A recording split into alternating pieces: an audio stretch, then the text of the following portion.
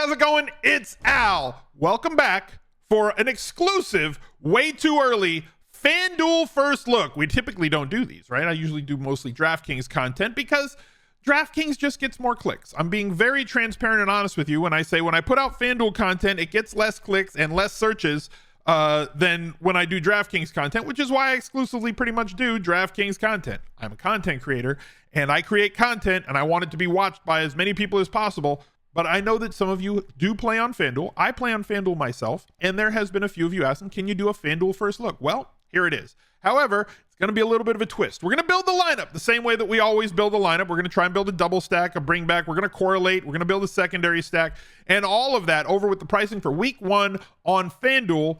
But it's going to be a little twist. Chat's going to build the lineup. If you guys didn't know, I'm live on Twitch a lot of the time, especially during football season and during August in the month that leads up. Go to smizzle.tv/live, drop a follow over on Twitch if you wanted to catch the live stream and be a part of fun videos like this one or the drafts that we do. But drop a like on this one while you're here. Subscribe to the channel, ring the notifications bell, and let me know who is your favorite stack on FanDuel for week 1. Let's go. He's a legend. So just for some context, let's take a look at what the odds are for week 1. We'll start with everything on the main slate here. We've got 49ers versus the Steelers, over under 40.5. Ew.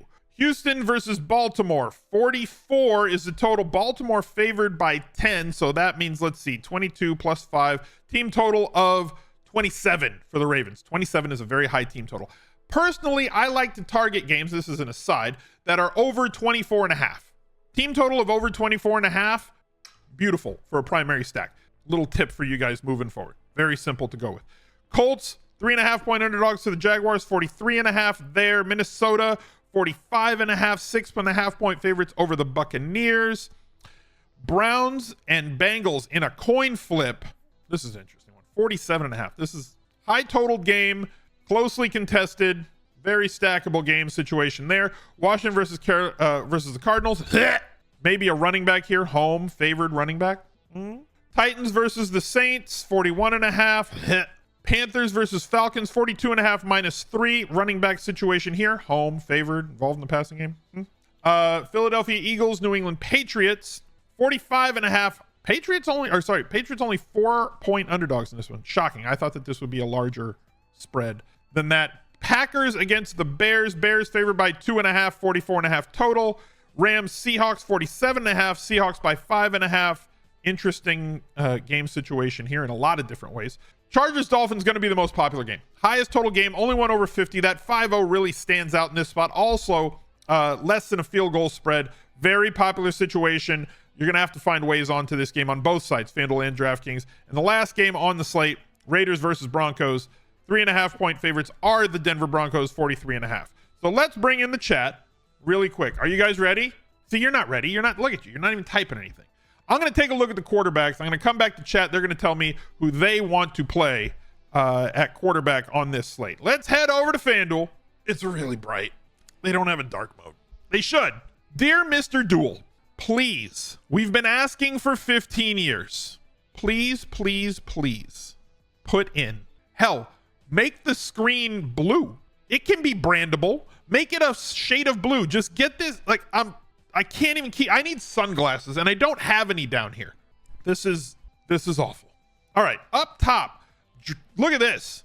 FanDuel running quarterback, running quarterback, running quarterback. Immediately addressing the fact of how important quarterbacks are. Now, there's a difference in floor to ceiling pricing on FanDuel. It's different scoring than DraftKings. No bonuses, half PPR. Usually there's values at wide receiver that are, mixed in the middle. I'm going to plug a defense in just to start us off here, right? Just to give us a standpoint from where you guys can go. Let me find a cheap-ish defense. Where is a cheap-ish defense? The Bears, maybe? There, the Seahawks. The Rams offensive line is trash. Fine, we'll go with that. Seahawks defense, 4,200. We found a cheapish defense. Highest one is 5,000. Now we can build through there. Quarterbacks, running quarterbacks up top. They have Justin Herbert in the highest total game, highest team total on the slate, 8,100 against Miami, who had the 30th best defense against the pass. We know what we can do with this one, right? This is a very easy build. Well, it's not going to be an easy build because you're going to have to find value, but you got 2 of 400 less than him. Wide receivers aplenty: Hill, Allen, Waddle, Mike Williams. Then you're getting into Quentin Johnson, and then at tight end, Gerald Everett. I love this year, only 5,500. A lot of ways that you can go in that game. We talked about other high totaled teams. Baltimore, Mark Andrews, 8,000. Lamar, 8,900. I kind of feel like this is going to be a unique stack just on pricing. I'm plugging this in so you can see it.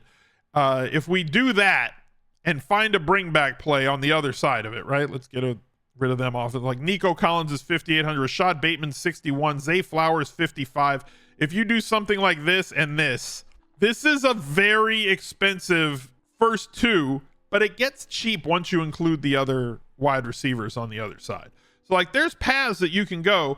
The DraftKings pricing goes down to like 3K, but 4K is a mostly acceptable floor. I know that like Elijah Moore is under 4K, like 3,800 in week one.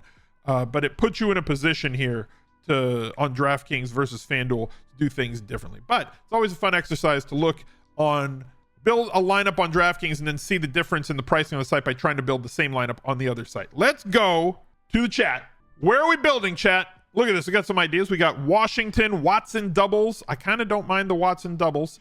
Russ Wilson. Let's go with T Law. Washington cheap on FanDuel. Tua. Jay Steele, the Dolphins fan in chat, says Tua no matter what. Howell or Richardson at QB. Cheap QBs with rushing upside.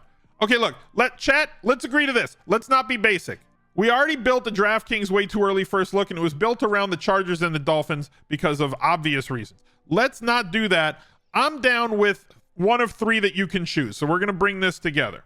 Okay, we're going to go with a Washington stack and a bring back, really low total. We can go with a Richardson stack and maybe do a double bring back with two Jacksonville players, right? I kind of like that. Or you can go with Cleveland. Pick one of those three that you want.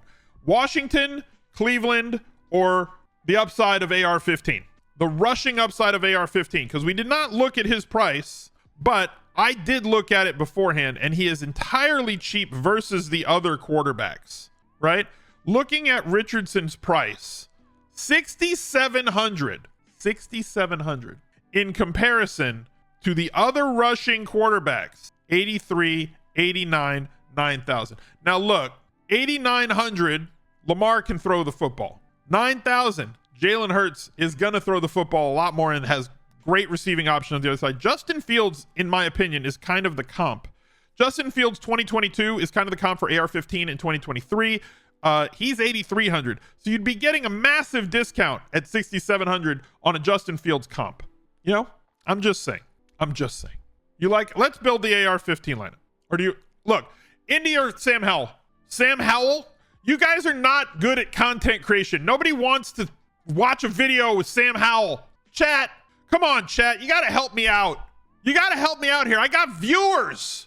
That's why you said AR. Fine. We're going to go with AR-15. We're going to build that Jacksonville, Indianapolis stack. Fine. You guys, come on. You got to shake your tails when you walk. We're going to build this AR-15 lineup. Now you don't need a double stack with AR-15 because I don't feel that he is going to throw the ball. UNC is upset. I don't think he's going to throw the ball 30 plus times. I don't. That's not going to be their game plan. He's going to run it 10 times a game. He's going to throw it 20 to 25 times a game. So I do not believe that we need to double stack with him, but I do think that Michael Pittman is the guy that you do want to stack with him if you're going to stack anybody. If he gets 30+% of the target market share, kind of like Drake London did last year in Atlanta, he'll get those 8, 9, 10 targets. If you wanted to go with Pierce, he's much cheaper at 5,200, though I think you're looking at like a 3-4 target game out of him. This is kind of the issue. We'll get to running backs, chat, in a minute. Chat is almost rioting. They're almost right. We're gonna go with Kirk. Sorry, not Kirk. We're gonna go with Pittman. 6,600 seems too cheap to go along with him. We need two Jacksonville players, chat. You got to give me two players in Jacksonville. So I need you to pick two players. Okay, we're gonna bring the chat back up.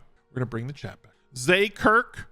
We have Ridley at 7,000, Kirk at 6,900, Zay Jones 5,600. Tight end is Ingram, and it fills a spot for us. 5,800. ETN 7,700. He's the hardest one. Zay to save budget. Ridley and ETN Ingram, Ridley. Seems like Ridley is the one that the most people wanted, so we're going to go with Ridley. Pick one more. It seems like it's between, from all the words that I'm seeing flow across the screen, ETN or Ingram. Do you want to fill a running back spot or do you want to fill a tight end spot? 2 for Ingram, 1 for Kirk. Kirk and the Jags defense. No. We're not. I have veto power. This is not. Look, there is some bit of democracy here, but this is an Altatorship. This is how we're building. This is an Altator. I'm guiding this ship. Ingram. Okay, fine. Ingram. There. 5,800. We have a double stack and a bring back, but it's the other way. We have a single stack quarterback with a double bring back. We expect Jacksonville to light it up. Chat is demanding, and I'm fine with it. Chat is demanding that Nick Chubb be a thing going up against Cincinnati. I'm going to plug that in because otherwise chat's going to riot. Y'all can smiz riot in the chat all you want. You can throw up the little cat riot all you want. Live your best locker room selves and riot all over the chat. But you got what you wanted. You got Nick Chubb. Now the question is Nick Chubb going to be a standalone, or are we going to bring back with somebody on Cincinnati? So let's look at our options, shall we?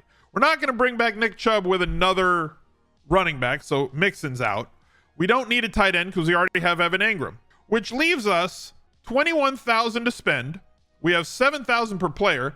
We could bring this back with Jamar Chase or T. Higgins. Why are you guys saying Boyd? What are you doing? Chat's Boyd. He's cheap. We have enough money. We can look for a standalone value. It's Chase or T. Irwin. We're not getting the Croc Hunter. This is off the rails. We didn't know how much money we have. Yeah, you have this much money. You have 70. The cheap primary stack and the use of Ingram at tight end. Chase. All right, fine. Chase. Chat wants Chase. I'm with you. I'm in on Chase. Let's do that. So there's our secondary stack. We have our primary game. We have our secondary game. We have 6,300 to go. We need to find some value. See, y'all didn't think this through. We got to find some value. Need some value at running back. Is there cheapish running backs that we could look at? We don't know the situation. Jeff Wilson Jr. is the starting running back at 5,500. Antonio Gibson, probably not the week for that. Samaje Perine against Las Vegas, only 6,000. Khalil Herbert against Green Bay and their terrible defense, 6,100. Rashad White, 64. Brian Robinson, home, favored, bad defense. Cam Akers going to get a lot of value, or a lot of volume, sorry. Jamal Williams, 6,800. We're climbing up into a range now where we're going to have to find somebody even cheaper than this. I kind of feel Pierce won't leave the field. I disagree with that. Pierce is definitely going to leave the field on third down. Okay, chat just brought up a thing, and so I'm going to entertain it here. Let's look for a value wide receiver for flex, shall we? Let's look at the super value wide receivers at flex. We're going to get cheap here. Let me pull this up on the screen.